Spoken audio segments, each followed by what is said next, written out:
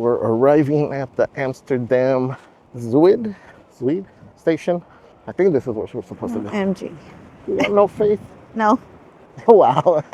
What's up, guys? Just a guy and a girl here, and we are back for day 3. We got something planned for this afternoon. Right now we're hungry. We're gonna see if we can take public transport to where we're going. Let's see how that ends up. Who knows where we'll end up? Yeah, see, it's okay. It's one way to explore the city, right? Getting lost. Anyways, come along, guys. We found out they call that building the Lego building.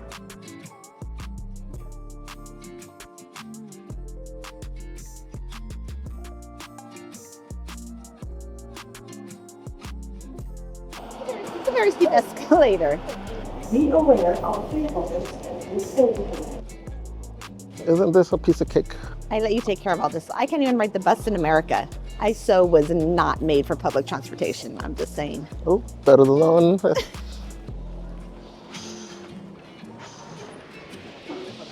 Oh, it literally dropped us right here in the market. Nice. And here we are. Couldn't get any closer with Uber. Literally. Good What's up, morning, everyone? everybody. Good morning. Welcome in. Supposedly came out to get something to eat, but it was cold, so we stopped to get coffee, and we got some. Weak. I know. So weak. We traveled all these miles to come and get Starbucks. We are on public transportation. We took the metro only because there's a festival going on this weekend. Public transportation. And it's super expensive. Like the same Uber that took us, I don't know, it cost us like €8 on our first day was 42 right now. So we paid €6 on the. I would have paid 42. On the metro. So this is the metro station, which is perfect because we came out and we're like, oh, we're right here. And the train station is literally in front of our hotel. Show them those hook thingies.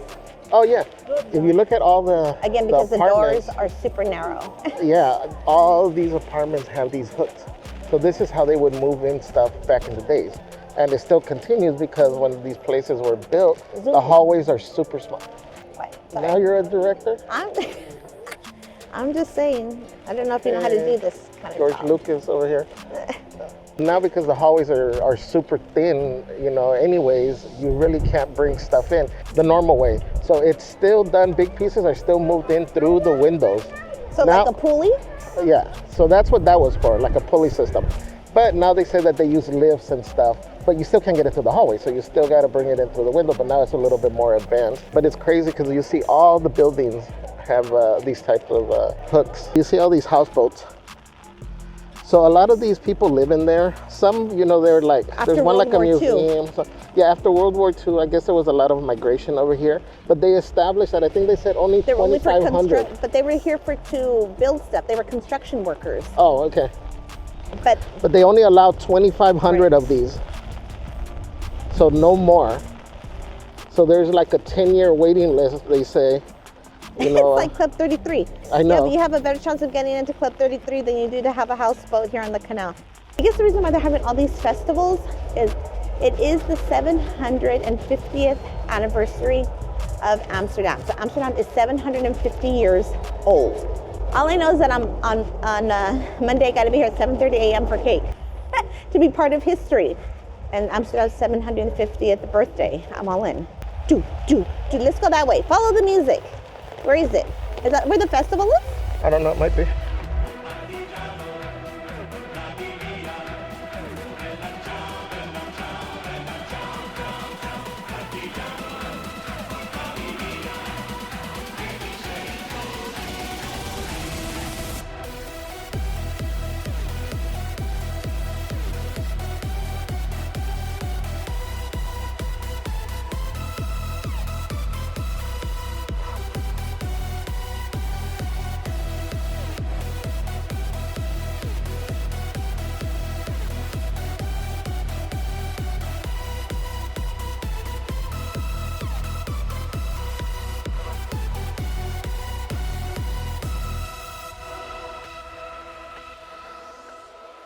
Very cool to experience. Yeah. Very, very cool. Never know what you're gonna find, guys. Just wander the streets and follow the music. Follow the your music. Heart and look where you end up. Okay, I guess back to our destination. I don't know where we're going. We're so off course now. I don't know. Siri's like, reroute, reroute. No organized tour would have brought us over here. Be adventurous, guys. Don't be afraid to get lost. This is the Jewish Museum here, guys. Oh, Javier navigated correctly. Of course. Okay, Magellan. Magellan. We're going to sign off because we do got our tour Yes. guide over here. But thank you guys for hanging out. We'll try and show you whatever we can. All right, guys. So we arrived to our destination. We got a walking tour. Yes. An Anne Frank walking tour that we're going to do. I'm not sure what we're going to be able to show from the tour. We'll show as much as we can. Yeah. We're starting here at the Jewish Museum, and it takes us through the streets, and we end up at the Anne Frank house. This means our first wave of Jewish migrants here to Amsterdam are going to come from Portugal predominantly. These are Sephardic Orthodox Jewish people. This means that these well-talented, fairly influential, fairly wealthy Jewish people from Portugal are able to settle without much resistance here in the city. They're going to build a few synagogues here in the Jewish quarter, and this is where the community will be centered, so people will choose to live here. They're also spread throughout the entirety of the city and are able to practice their religion with a fairly unparalleled level of freedom compared to most of medieval Europe at the time. As the Jewish people become speaking Yiddish, and they're going to nickname Amsterdam Mokum as they arrive. Mokum is still the nickname for Amsterdam, still in use to this day. You see Mokum boats, Mokum bikes, and I'll point it out as we see it. And Mokum is a Hebrew term meaning safe place or our place. These Hasidic and Ashkenazi Jewish people are going to build these synagogues behind us. They're going to construct 4 separate synagogues for 4 slightly different denominations of Judaism, and they all want their own place to practice. And they get it. When they arrive here, they're going to construct a synagogue in only 4 years, finishing in 1650. At the time of completion, it's the largest synagogue in the world. It's now the 3rd largest here in Europe. These are Orthodox people, and this means that on Shabbat, Saturdays today, the holy day, they don't use electricity.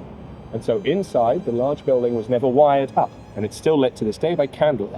In 1933, where Adolf Hitler gets elected Chancellor of the Reichstag, and his Nazi party comes to power. This is when we get introduced to the heroes of today's story, the Frank family. We have Otto Frank. He comes from a fairly long and wealthy, influential line of business owners. He marries Edith Hollander, now Edith Frank Hollander, also from a fairly wealthy line of business owners. And together they have 2 daughters, Margot and Anna Frank. In 1933, they're going to look to migrate. They look to America for a new life, and unfortunately their permits there get denied as well. So finally, they settle here in Amsterdam. He's going to run the Opekta factory in the center of town on the Prinsengracht.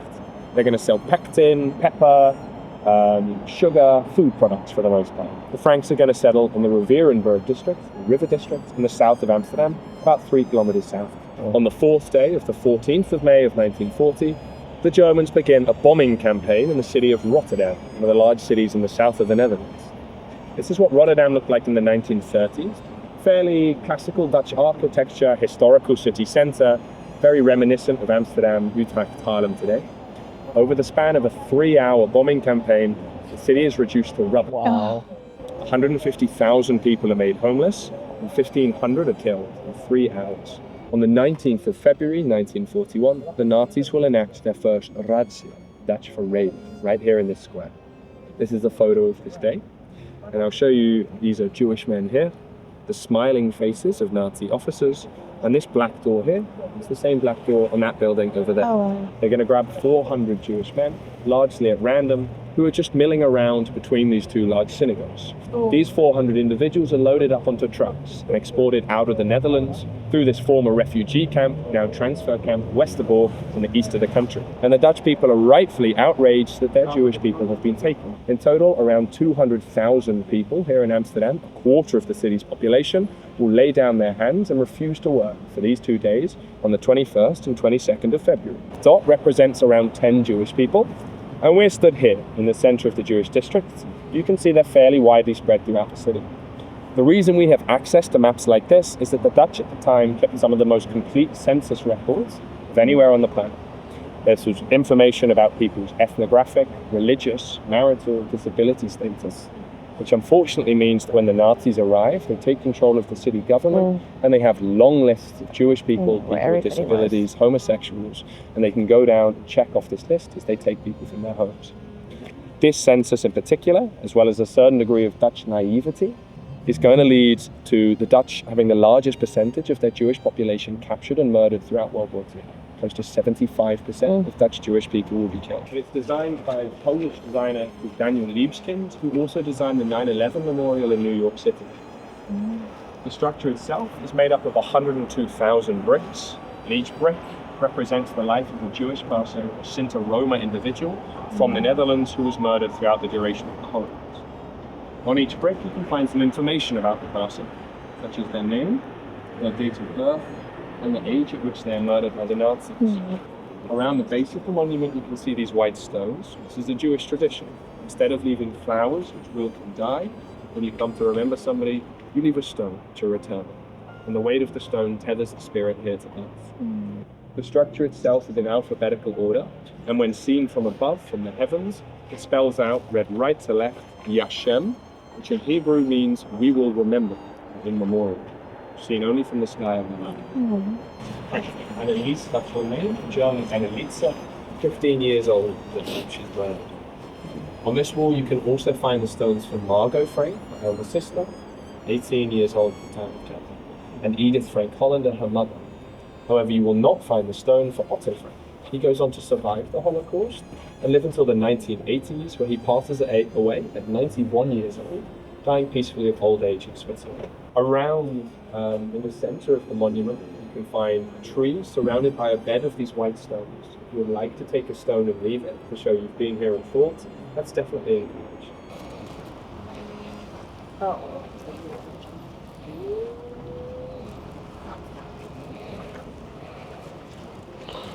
Which one is it? This one. No, 15.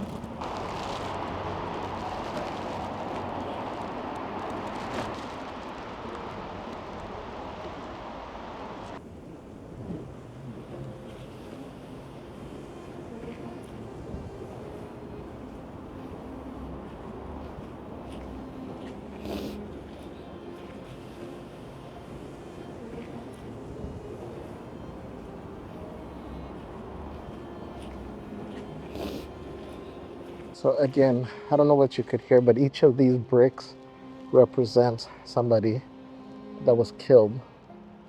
And it has their name, it's in alphabetical order. It has their name, how old they were at the time. This means years. Some of them say months, and some of them say days. Days, and some say years. Abraham at 6 months. And then the stones are set in remembrance. Instead of using flowers because they wilt, you leave a stone. It's crazy to see just how many people.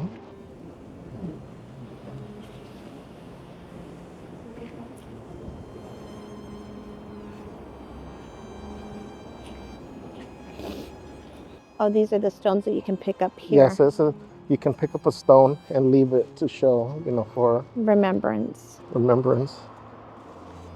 Okay.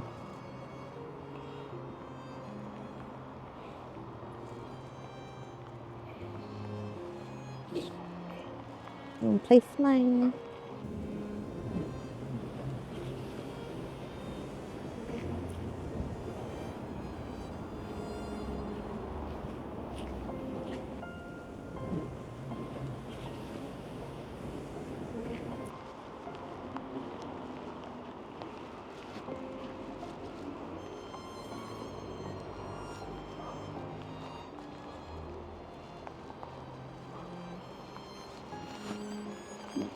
Here.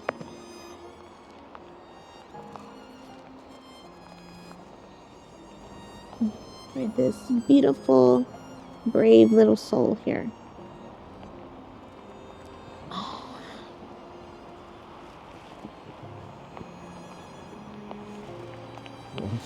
It's so touchy. It's very emotional.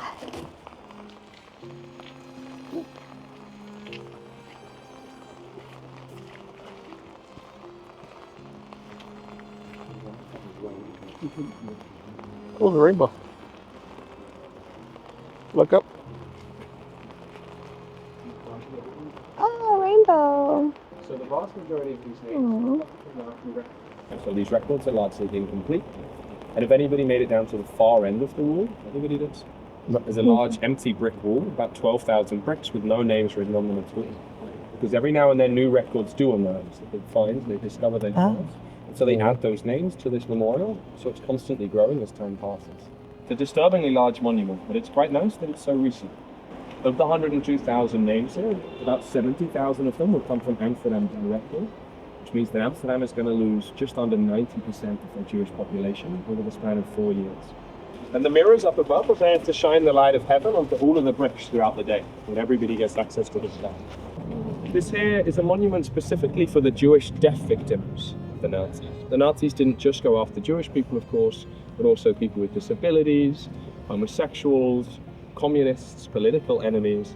And so to be both Jewish and disabled was a real mark against you at this point in time. Back in the 1940s, this was a school for Jewish children, deaf children, so they could learn sign language and better integrate into society. The statue in front of us reads, "De wereld bleef doof," and in Dutch this means the world remains deaf, speaking to how people close their ears and their hearts to the atrocities around them, and urging us to stay open to these atrocities as they continue to unfold today. Underneath it is the same message in sign language as well. And we can see the white stones that show that people have been here and thought of those who passed away. So Anna celebrates her 13th birthday. Does anybody know what she gets for her 13th birthday? A diary. A diary. Everybody's been doing their reading. Nice. Yes, this is what she's been asking for the last 2-3 months or so. She's going to start writing it almost immediately. And the first month or so is largely what you might expect of a 13-year-old girl's diary. She writes about some of the boys in her class. She writes about where they passed their maths exams, playing ping pong with her sister. But also she's not blind to the oppression that Jewish people are already suffering throughout Amsterdam. It's annoying to her that she can't ride her bike. She doesn't understand why she can't go and visit her friends in their households. And she rightly thinks that it's unjust that Jewish people are being singled out by the Nazis for problems that they didn't cause. The fates of the Franks, however, will take a turn for the worse less than 1 month later, on the 5th of July of 1942. On this day, Margot and Otto Frank will receive letters that look a lot like this. This is a work order and a request to sign in at the central station here in Amsterdam for between 2 weeks to a month's worth of work. On the order itself, it says, please bring with you a rucksack, work clothes, change of socks, along with 3 days worth of food for the journey. But you can leave your valuables at home because you'll be back within the month to collect them. The reason they ask people to leave their valuables is that when Jewish families clock in at Central Station, the Nazis now know there is an empty house filled with valuables, so they can go and raid it to sell either for their own profit or to keep on fueling the war machine. This is the catalyst Otto's been waiting for to finally move his family to somewhere safe, to move into hiding. 2 or 3 days after they enter the house, they are also joined by some close friends and business partners of Otto Frank. They recognize that the annex they're in is big enough for more than just them. And there's a Jewish saying that says if you can save one life, you can save the whole world. So they'll look to their neighbors, their friends, people in similar positions for anybody they can help. They settle on Herman van Pels, the business partner and co-owner of Opacta, his wife Augusta and their son Peter. He's 16 at the time he enters into the annex. And 2 weeks later, one of the helpers, Miep Gies, who's helping the family, comes to them and pleads for them to let in Fritz Pfeffer, Dr. Fritz Pfeffer, a German-born dentist, her dentist, so that he too can be safe. The annex itself is well suited for hiding people. In the front part here, this is going to still be a functioning business. At this point in time, Otto Frank can no longer own the business as a Jewish man himself, so he's handed it off to 2 of his business partners, Mr. Kugler and Mr. Kleiman, 2 Dutch-born Christians. They're going to run the business in his stead, and they know about the Jewish people in hiding behind. The other 2 people who are instrumental in keeping the Jewish families alive were Miep Gies and Bep Vogelein, 2 secretaries who work for the company. The front part of this building here, therefore, is still going to be a functioning business. They'll be running logistics, sales, payments, this sort of thing. And on the base here, there's going to be a storage unit where they keep pectin, pepper, salt, all the produce that they actually need to move. This back building here, however, is the annex, not accessible from the ground floor, only through a single entry point on the 3rd floor. And they're going to disguise this entry point with a bookcase, which they fashion instead of a door, to keep the existence of the annex and those inside away from all but the most eager eyes. The annex itself is not visible from anywhere on the street. If you don't know it's there, there's no way of knowing that it's there. It's completely surrounded by buildings. And they're going to remain inside this building for the next 2 years. When they move into hiding, they're going to start allocating the rooms. During the working hours, they have to stay completely silent. Out of the dozen people who work within the factory, 4 of them know of the existence of the Jewish people in hiding. So the other 8 don't. And this means there is a reward for handing in wanted people, so they have to stay completely silent during business hours. They can't walk for fear of creaking floorboards, and when they talk, it has to be in hushed whispers only. Peter Van Pels, the 16-year-old at the time he moves in, is going to get the attic to himself. It's his own space. Underneath, Herman and Augusta Van Pels, the 2 married couple, will have a room to themselves. Down here on the ground floor, Otto, Edith, and Marga will share a room, which means for the first 2 weeks or so, Anna is going to get her room to herself. However, when Mr. Fritz Pfeffer joins the mix, he is going to be put inside a room with Anna Frank, a 56-year-old German dentist, and the 13-year-old Anna Frank. I know, a bit baffling. They're going to share this room here. This is Anna Frank's bed. You can see she's had to put a chair by the end of it because she's going to grow by about 10 centimeters or 4 inches during her time in hiding and will outgrow the cot in which she sleeps. So to stop her feet from dangling, she puts a chair on.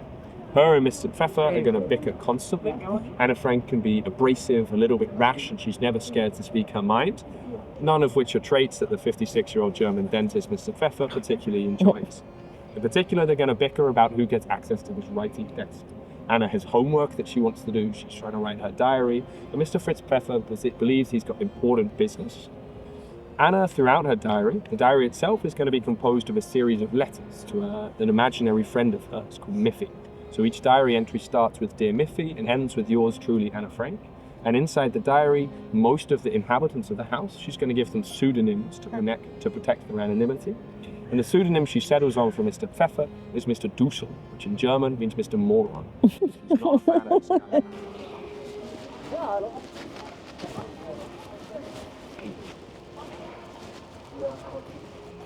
This is pretty, huh? Yeah. This is beautiful. These here are called Stolpersteine. This is a German term meaning stumbling stone, so called because you stumble across them with your heart and mind as you bow your head to take in the information. This is an art exhibition started in 1991, and these stones depict where a Jewish person was taken from their home and eventually killed throughout the Holocaust. In total, there are around 100,000 of these stones all throughout Europe, everywhere the Nazis touched down. So from Poland, Lithuania, Czech Republic, Italy, Netherlands, Norway, you can find all of these stones. And the art exhibition's total plan is to have one for each Jewish person who was captured and killed throughout the entirety of World War II. In total, around 6 million. Wow. It's an ongoing art exhibition, so if you discover somebody was taken from your house, you can go on their website, you can request to get these stones installed outside the front of your house. These individuals here, there's information on it, it says here woonde, here lived in Dutch. These 2 were both part of the Koch family, and they were captured in May of 1943. They departed through Westerbork, again this internment and transfer camp in the east of the country, and both of these individuals were murdered in late May in Sobibor. About 60% of Dutch Jewish-born individuals are going to die in Sobibor throughout the duration of World War II. This is a concentration camp in the far east of Poland. Some places like Auschwitz are labor camps and death camps. Many of the people who go there to do heavy labor for the Nazi war machine, building weapons, casings, chemical manufacturing, this sort of thing. In contrast, Sobibor is a death camp alone. The vast majority of Jewish people who go through Sobibor will be murdered within 12 hours of arrival. And about 60% of Dutch-born Jewish people are going to die in Sobibor. Around 30% in Auschwitz as well. One of the most famous painters here in the Netherlands.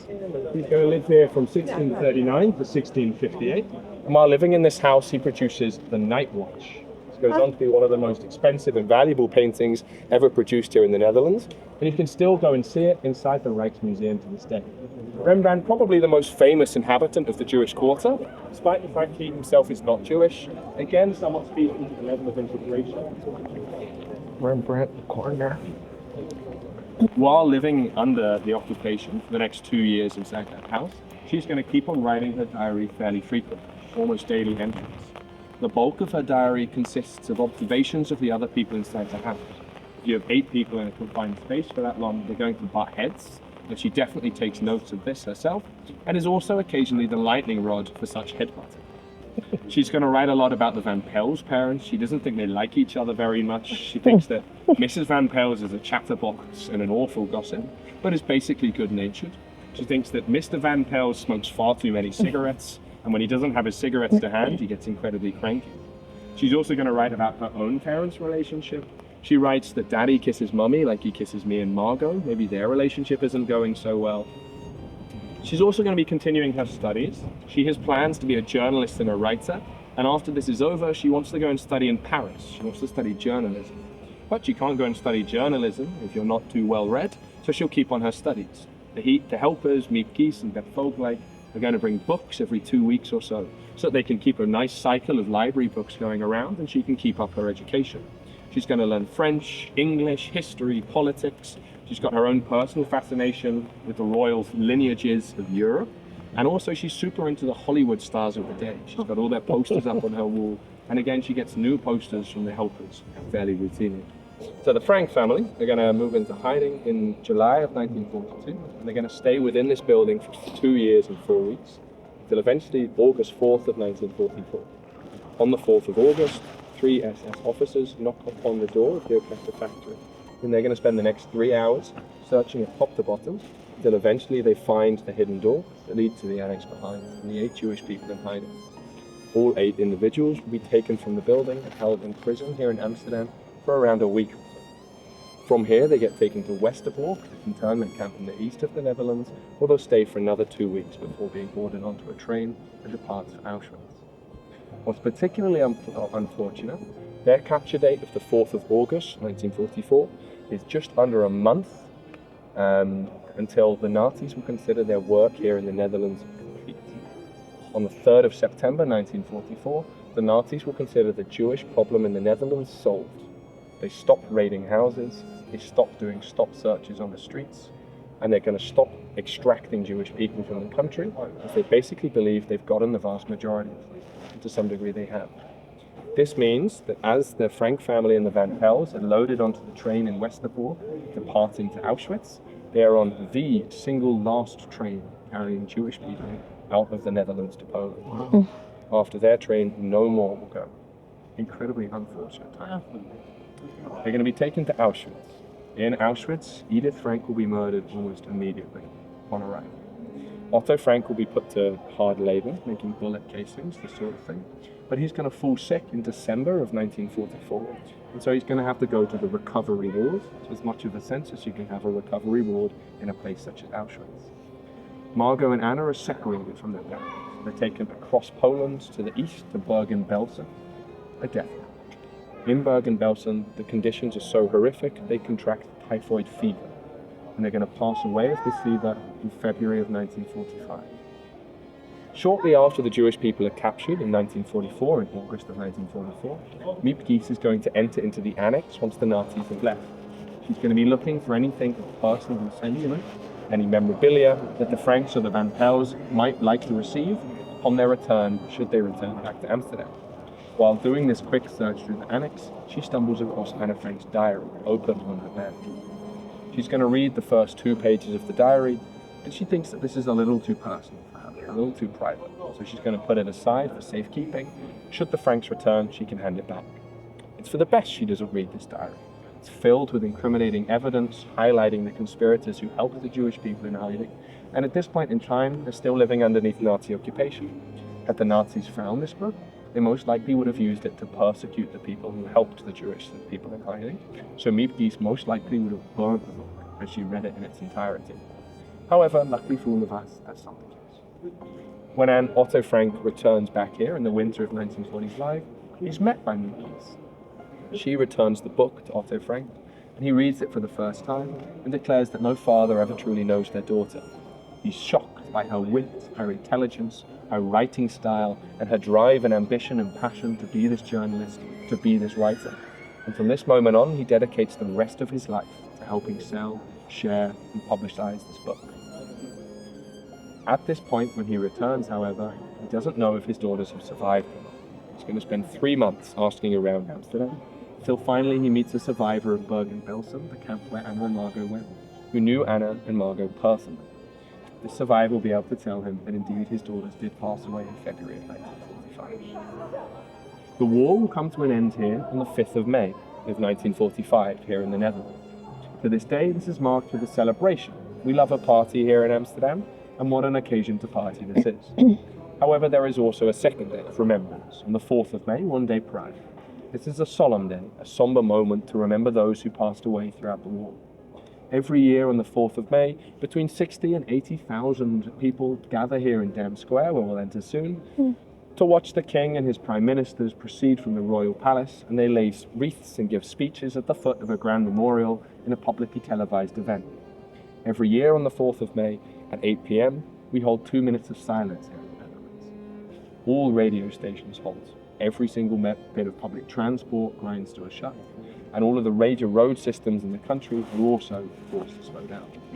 Inside the city, there's nothing but silence for 2 minutes at 8 p.m, as we take time to remember those who passed away throughout the war and to honor their sacrifice. The first edition of the diary is published in 1947, 2 years after the end of the war. It's a massive international success, almost immediately. However, it's a different edition to what we have available to us today. Anna Frank is 13 through 15 at the time of writing the diary, going through puberty. She's going to write in quite a lot of detail about the changes she's experiencing, and her dad doesn't really think this is stuff that the public should see. Additionally, she writes a lot about her mother, almost none of it kind, and out of respect for his recently deceased wife, Otto Frank will strike that from the first edition as well. However, as more and more time passes, subsequent editions will add more and more information back in. Until in the 1980s, we get the final edition of the book, the one that we have available to us. Inside this block here is the Anna Frank annex, the secret hidden annex, but it's not visible from any of the outside. The houses themselves are pretty narrow. At the time of construction, the width of your house dictated how much you paid in taxes. So people built their houses very narrow and very deep. On the inside of these books, there's a courtyard, a garden space off them. So if you want to expand your house, you have to dig backwards into this courtyard, and that's what happened with the annex. So it's completely surrounded by tall, narrow buildings on the outside, no way to see the annex from the street.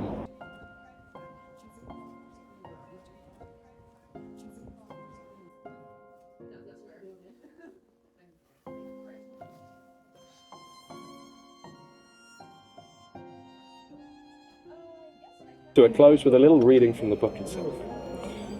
In the 6th of April of 1944, the 14-year-old Anna Frank writes, "I always used to bemoan the fact that I couldn't draw, but now at least I'm overjoyed that I can write. And if I don't have the talent to write books or newspaper articles, at least I can always write for myself. But I want to achieve more than that. I can't imagine having to live like Mother, Mrs. Van Daan, and all the women who go about their work and are then forgotten. I need to have something besides a husband and children to dedicate myself to. I don't want to have lived in vain like most people.